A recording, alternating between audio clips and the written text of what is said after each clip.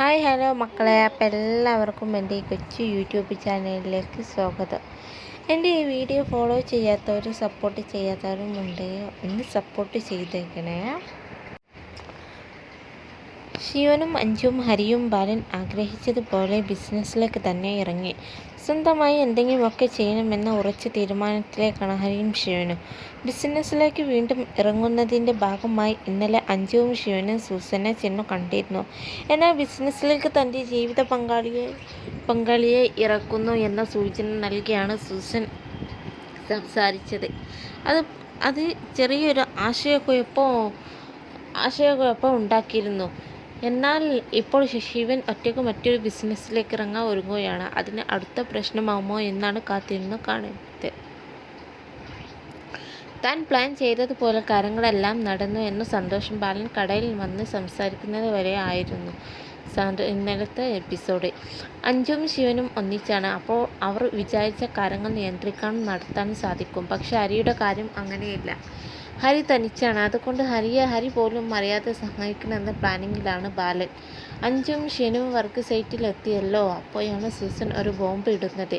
എനിക്കൊരു സുഹൃത്ത് മാത്രമല്ല, ഭാവിയിൽ എൻ്റെ ജീവിത പങ്കാളിയാകെ എന്ന് പറഞ്ഞാണ് ഒരാളുടെ പേര് സൂസൻ പറയുന്നത്.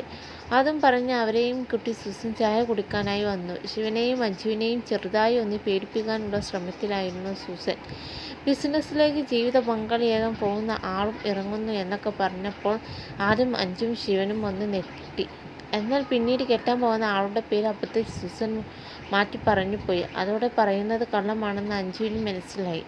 തങ്ങളുടെ പാർട്ണർഷിപ്പിൽ താല്പര്യമില്ലാത്തത് കൊണ്ടാണ് സൂസൻ കള്ളം പറഞ്ഞത് എന്ന് കരുതി അഞ്ജു പിണങ്ങി പോകാൻ നിന്നപ്പോഴാണ് പറ്റിച്ചതാണെന്ന് സൂസൻ സമ്മതിക്കുന്നത്.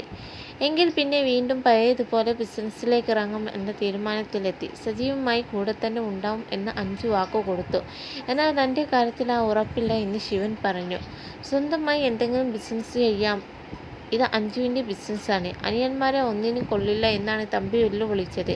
അതുകൊണ്ട് എനിക്ക് ഒറ്റയ്ക്ക് എന്തെങ്കിലും ചെയ്യണമെന്ന് ശിവൻ പറഞ്ഞപ്പോൾ എങ്കിൽ പിന്നെ ഒരു മോട്ടിവേഷൻ ആയിക്കോട്ടെ എന്ന് പറഞ്ഞ് ശിവനെ സൂസൻ ഒരിടത്തേക്ക് കൊണ്ടുപോയി. ജോണിക്കുട്ടി ആദ്യമായി ബിസിനസ് ആരംഭിച്ച പഴയ ഒരു കെട്ടിടമായിരുന്നു അത്. പണ്ട് അവിടെ ചായക്കടയായിരുന്നു, പിന്നീട് ഊട്ടുപുരയാക്കി. ഇവിടെ നിന്നാണ് ചാച്ചനെല്ലാം ആരംഭിച്ചത് എന്ന് സൂസൻ പറഞ്ഞപ്പോൾ നിരാശയുള്ള സ്ഥലമാണ് ശിവൻ പറയുന്നുണ്ട്. ആ സ്ഥലം ശിവന് തന്നെ ബോധിച്ചു. വേണമെങ്കിൽ ശിവൻ എടുത്തോളാം, അഡ്രസ് ഒന്ന് തരട്ടാം, ചെറിയ ഒരു വാടക കൂടെ തന്നാൽ മതി എന്ന് പറഞ്ഞപ്പോൾ ശിവൻ്റെ മുഖം ഒന്ന് പ്രകാശിക്കുന്നു. അവിടെ നിന്നും മടങ്ങി വരുമ്പോൾ തൻ്റെ തീരുമാനം ശിവൻ അഞ്ജലിയോട് പറഞ്ഞു. അവിടെ വീണ്ടും ഒരു ഊട്ടുപുര തുടങ്ങാൻ ശിവന് താല്പര്യമുണ്ട്. താനത് ഉറപ്പിച്ചു എന്ന് ഒറ്റയ്ക്ക് എന്തെങ്കിലും എനിക്ക് ഒറ്റയ്ക്ക് എന്തെങ്കിലും നടത്തണം എന്ന് ശിവൻ പറഞ്ഞപ്പോൾ തന്നെ എല്ലാവരോടും ആലോചിച്ച് ഒരു തീരുമാനം എടുത്താൽ മതി എന്ന് അഞ്ജു പറയുന്നുണ്ട്.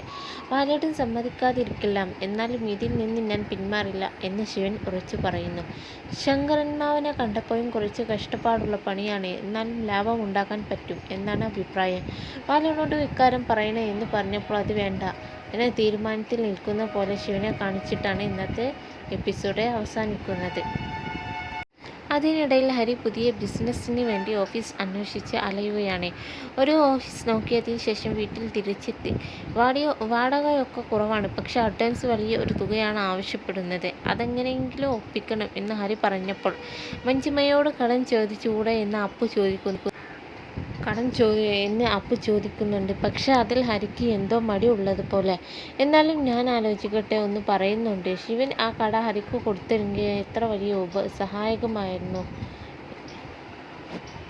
അപ്പോൾ നിങ്ങളുടെ അഭിപ്രായങ്ങൾ പങ്കുവെക്കാൻ ഷെയർ ചെയ്യാനും മറക്കല്ലേ. എൻ്റെ ഈ ചാനൽ മറക്കാതെ സപ്പോർട്ട് ചെയ്തേക്കണേ. ബൈ.